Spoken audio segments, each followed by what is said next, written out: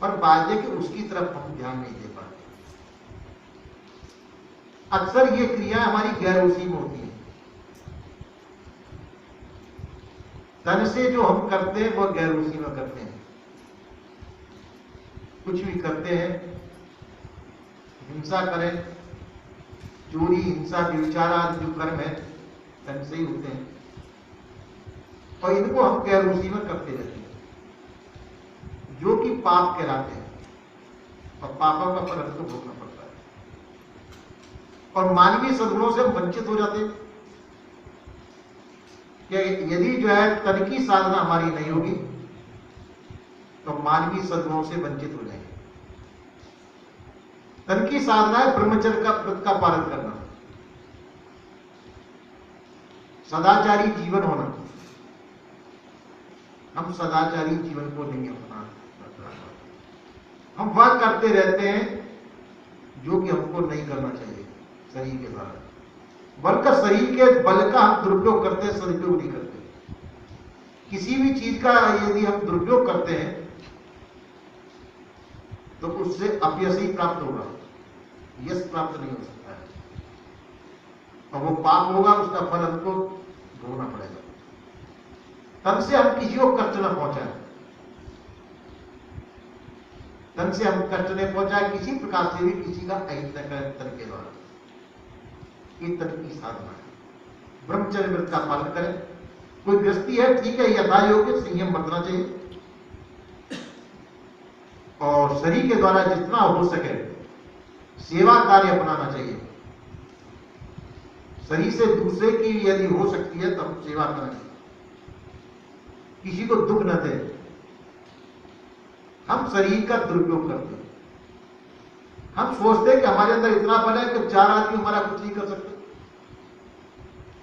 और वो अपने बलों, कई लोग तो देखे गए हैं कि एक बोरा भर के टांग लेते हैं उसमें बालू पर, उसमें भूसा मारते, पैर मारते, लात मारते, वो ऐसे ये मजबूत हो जाए, ये मुख के मजबूत हो जाए, हाथ मजबूत होता है तो किसी को थोड़ा सा ऐसे लगा देते तो लोहे की लात कर रही है, ऐसे हाथ लात को मजबूत करते हैं।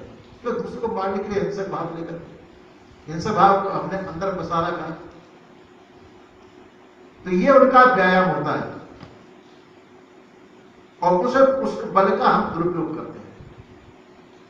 किसी भी हमसे जो दुर्बल व्यक्ति होगा उसके ऊपर उस बल का प्रयोग करेंगे, और फिर अपनी विजय का झूठा घमंड करेंगे, मैंने उस पर विजय प्राप्त की, जो कोई निर्बलता है। दूसरे अपने से कमजोर व्यक्ति को सताना ये निर्बलता है, सबलता नहीं है। किसी को दुख देना तन के द्वारा, तन से कभी भी किसी को कष्ट नहीं पहुंचाना चाहिए। तन से हम चोरी भी करते हैं, हिंसा भी करते हैं, छोटे छोटे जीवों को मार भी देते हैं।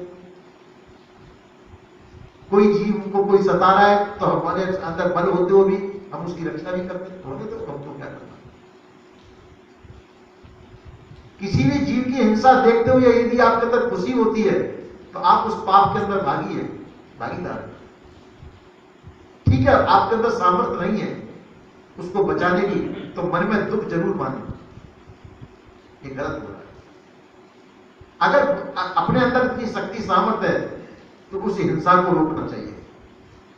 नहीं रोक सकते हैं तो मन में तो दुख मनाओ उसका। अगर उसमें खुशी मनाते हैं तो उस हिंसा में आप भी शामिल हो गए और उसके दुष्परिणाम के आप भागीदार हो गए। इन चीजों में हमको खुशी नहीं मनानी चाहिए। तन से हम पाप करते हैं, बहुत बड़े बड़े पाप कर जाते हैं। ऐसे ही नहीं कि बकरा काटो वही पाप होता हो, किसी के अंदर डंडा मार दो वही पाप होता हो। ये अन्याय होते हुए अगर किसी को देखते हैं और उसमें हमको खुशी मालूम पड़ती है तो पाप है। तो तन से पाप नहीं करना चाहिए। हम उसके वचन के द्वारा भी पाप होते, बहुत होते पाप। वो असंयमित व्यक्ति होता है, क्योंकि बोलते समय उसको ये नहीं मालूम पड़ता है कि कहते मैं बोल रहा हूं, इसका परिणाम दूसरे पर क्या होगा। वो ऐसे शब्द बोल जाता, असंयमित शब्द बोल जाता है जो कि दूसरे के अहितकारी होते हैं, और खुद भी वो पाप तो है ही है, वचन का पाप है। किसी से कटु भाषण बोलना, कटु वचन बोलना, कड़वा वचन बोलना। किसी से अगर मीठा नहीं बोल सकते तो कड़वा वचन भी नहीं बोलना चाहिए। इससे अच्छा है कि उस समय पर अगर क्रोध आ रहा हो तो मौन हो जाना अच्छा है, पर कड़वे वचन नहीं बोलना चाहिए, ये पाप ही है। इससे दूसरा व्यक्ति, ठीक है आपसे निवल है, आपने उसको कड़वे वचन बोल दिए, वो दुखी होगा, नहीं बोलना चाहिए। यहां पर पहले संतों की ऐसी रिवाज थी, यदि दिन में किसी से कहना सुनना हो भी गया तो शाम होने से पहले पहले आपस में क्षमा याचना कर लेते थे। ये मैंने अपनी आंखों से देखा। उसको रफा दफा कर देते थे, कहते कि क्या मालूम शरीर छूट जाए, रात को छूट जाए, तो ये पाप लेकर के हम क्यों जाएं, उसको अभी रफा दफा करो। जिनमें गलती किसी की भी हो रही वो आपस में क्षमा याचना करके अपनी माफी मांग लेते थे, हृदय साफ हो जाता था। अगर ऐसा नहीं करते तो हृदय में गांठ बनती है, तो पाप का संग्रह होता है, और क्षमा मांग लेने से वो पाप क्षय हो जाता है, तो साफ हो गया, दोनों का दिल साफ हो गया। तो वचन के द्वारा भी हम बहुत बड़े बड़े पाप कर जाते हैं। कट वचन बोलते हैं, किसी को गाली भी देते हैं, किसी की निंदा करते हैं। कभी किसी की निंदा नहीं करनी चाहिए। निंदा करने के हम भागीदार नहीं है, क्योंकि जो निंदा आप कर रहे हैं वो अवगुण आपके अंदर भी मौजूद है। हमारे अंदर जो अवगुण मौजूद है, तो हम निंदा करें तो अपनी करें, दूसरे की निंदा करने का हमको अधिकार नहीं है। दूसरे की निंदा करेंगे वो पाप होगा, वो आपको भोगना पड़ेगा, उस फल के आप भोग रहे हैं, अपराधी हैं आप। तो वचन के द्वारा किसी की निंदा नहीं करना चाहिए, झूठ नहीं बोलना चाहिए, झूठ बोलने में भी अपराधी है। कभी कोई ऐसी गाथा आ जाती है कि झूठ बोलने से ज्यादा अहित होता तो मौन रह जाना ज्यादा अच्छा है। झूठ नहीं बोलना चाहिए। किसी को गाली का शब्द होता है अपमानित शब्द, किसी का अपमान के लिए जो शब्द बोले जाते हैं उसको गाली कहते हैं। वचन के द्वारा किसी का अपमान नहीं करना चाहिए। कई लोग जो शब्द बोलते हैं, शब्दों का अर्थ भी नहीं जानते कि बोलना चाहिए कि नहीं बोलना चाहिए, बड़ों के सामने कैसे बोलना चाहिए, बराबर वालों के साथ में कैसे बोलना चाहिए, छोटों के साथ में कैसे बोलना चाहिए। बड़े हो जाते हैं वो लोग, पर वो ढंग नहीं सीख पाते, पर ये अपराध होता रहता है। और उनको मालूम नहीं पड़ता है कि मैं अपराध कर रहा हूं, ये कि बड़ों के साथ में किस प्रकार से ये शिष्टाचार का नियम है कि बड़ों के साथ में हमको किस प्रकार से वार्तालाप करना चाहिए, बराबर वालों के साथ में किस प्रकार से वार्तालाप करना चाहिए, और छोटे जो हमसे उनसे किस प्रकार से वार्तालाप करना चाहिए। तीनों के प्रकार के संबंधों में वार्तालाप हमारा शिष्टाचार पूर्ण ही होना चाहिए, अशिष्ट व्यवहार नहीं होना चाहिए। शिष्ट व्यवहार करना है, बड़ों को सम्मान पूर्वक बोले, बराबर वालों को आपस में मैत्री भाव से बोले, छोटों के साथ में वात्सल्य भाव से बोले। इस भाव से आपका व्यवहार होगा तो जाएगी आपके वचन के जो पाप नहीं बने। पर हमारे अंदर जो अहम बैठा हुआ है, उस अहंकार वश हम ये अपराध करते रहते हैं। तो इसी प्रकार से वचन का भी पाप हमको नहीं बनने देना चाहिए। मन के अंदर ही हमके पाप बनते रहते हैं, हम अनायास क्रोधित भी हो जाते हैं। क्रोध के बड़े बड़े दुष्परिणाम होते हैं। क्रोध से नस नाड़ियां झंझट हो जाती है, नाना प्रकार के विकार पैदा होते हैं, मस्तिष्क के विकार पैदा हो जाते हैं। क्रोध की अतिशयता से आप पागल भी हो सकते हैं।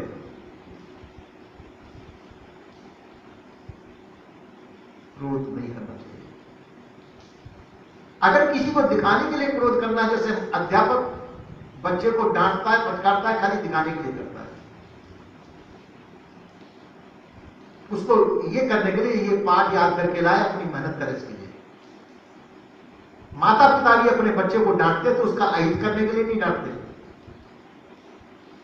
वो सही चले उसके लिए डांटते हैं, तो वो अपराधी नहीं माने जाते। माता पिता की डांट अपराध के अंदर नहीं है, गुरुजनों की डांट जो है अपराध के अंदर नहीं आती है, क्योंकि वो उसके हित के लिए डांट रहे हैं। तो अन्य व्यक्ति राग द्वेष को लेकर के डांटेगा, यह कहेगा, राग द्वेष युक्त होकर के जो वचन बोले जाएंगे या डांट डपट करी जाएगी, वो अहित करोगे, दोनों तरफ अहित करोगे। इसलिए जहां तक हो, जहां तक क्रोध की उत्पत्ति नहीं होने देना चाहिए। आपका क्रोध आपको जलाएगा और जिसके प्रति आप क्रोधित हो रहे हैं उसको भी जलाएगा, दोनों तरफ अपराध। आपका तो अपराध है और दूसरे को उस अपराध का परिणाम व्यक्ति भोगना पड़ेगा। लेकिन क्रोध करने से बचना चाहिए। क्रोध से पागल तक व्यक्ति हो सकता है, उन्माद पैदा हो सकता है, दिमाग की नस भी फट जाती है अति क्रोध से। इसलिए क्रोध के आवेश को शांति रखनी चाहिए, बढ़ने नहीं देना चाहिए।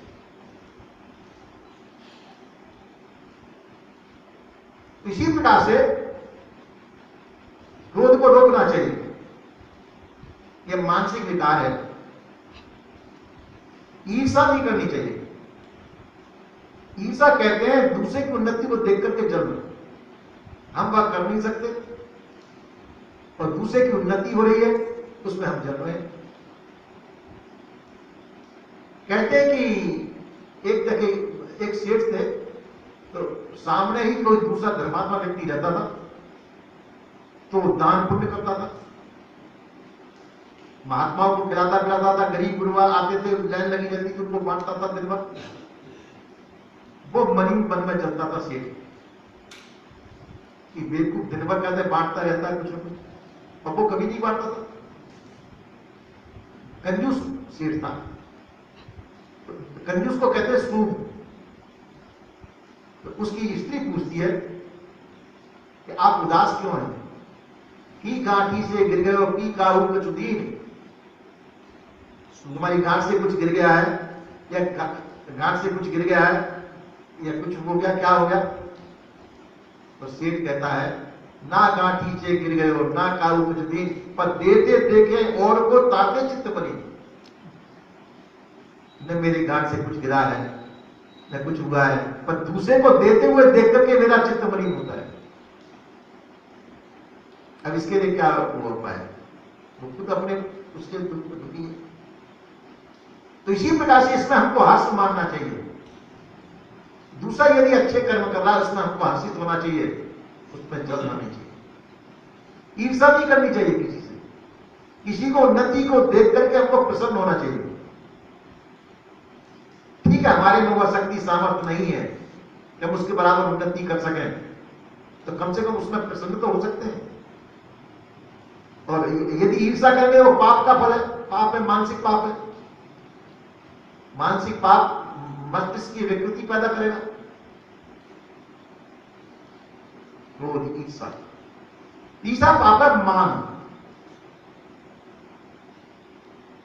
मान होता है अपने बड़प्पन का मान होना।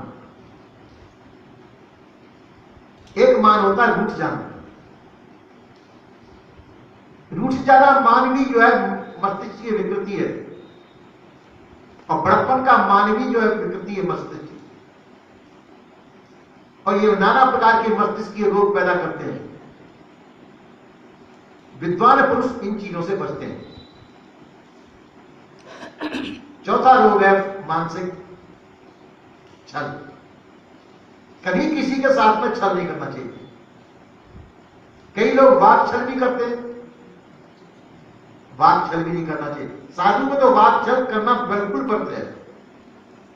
हंसी खेल आराम है, साधु को कभी भी किसी के साथ में हंसी नहीं करनी चाहिए,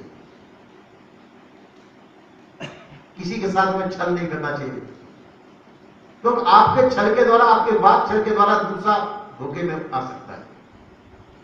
साधु का कोई भी कार्य ऐसा नहीं होना चाहिए जिससे किसी को धोखा होता हो। साधु को स्पष्टवादी होना, यदि नहीं मालूम है कह देना चाहिए भैया हमको मालूम नहीं, किसी और से पूछो। पर झूठा किसी को मान करता है। इन अपराधों से साधु को बचना चाहिए। ये तन मन वचन की साधना है। हम इन तन मन वचन की साधना को नहीं कर पाते, इसको हम प्रमाद कहते हैं और हम अपने आप को धोखे में रखते हैं। सोचते हैं कि कर लेंगे, आज कर लेंगे, कल कर लेंगे। पहले तो इन चीजों पर ध्यान ही नहीं देते। हमसे ये अपराध हो रहे हैं, ये अपराध है, घोर अपराध है, जिससे हमारा अहित होता है, अपने आप का अहित होता है। और तन मन वचन की साधना नहीं हुई। जो तन मन वचन की साधना करता है वही साधु कहलाता है।